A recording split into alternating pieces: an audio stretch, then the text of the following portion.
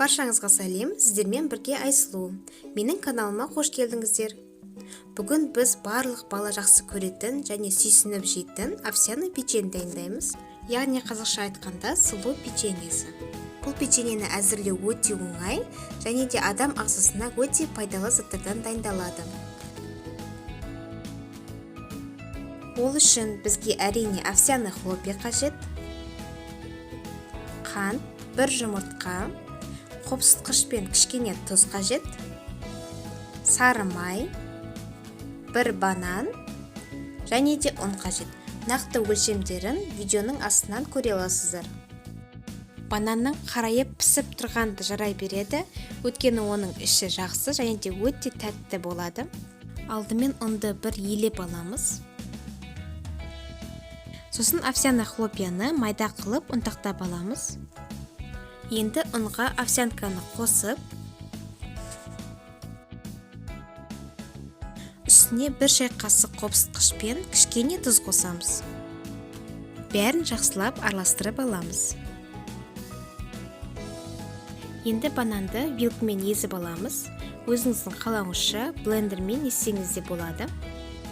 Неге нанда сұйық болып шығуы қажет. Енді осыған бөлме температурасында тұрған сары майды қосамыз.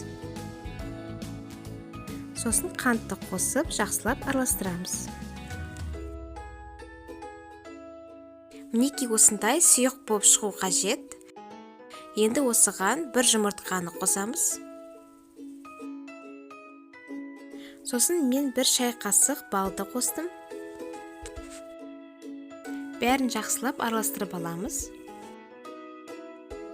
Енді жаймендеп овсянка мен ұнды 3-тен 1 бөлігін қосып, бастап араластырамыз. Соңғы бөлігін қосып, қолмен илейміз. Енді пісіретін ыдысымызға пергамент қағазын жайып, кішкене май құйып, жағып аламыз. Қолыңызға кішкене май тамызып алып, қалаған формамыз жасаймыз.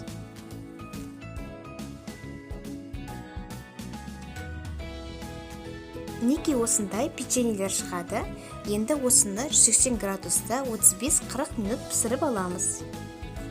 Неге овсяный печеньелеріміз дайын болды. Дәмі деген өте дәмді және жұп-жұмсақ болып шығады. Каналыма тіркеліп лайк басып, пікір қалдырып кетуді ұмытпаңыздар.